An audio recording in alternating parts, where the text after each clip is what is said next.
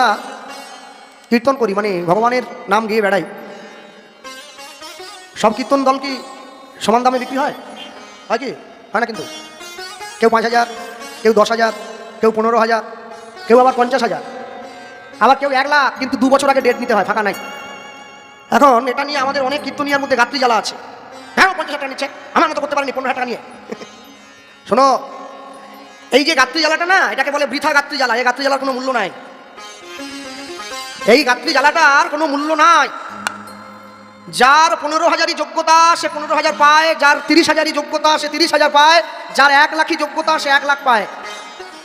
আমার গাত্রী জ্বালা হয়ে কি হবে? তার ডিমান্ড কি কমে যাবে?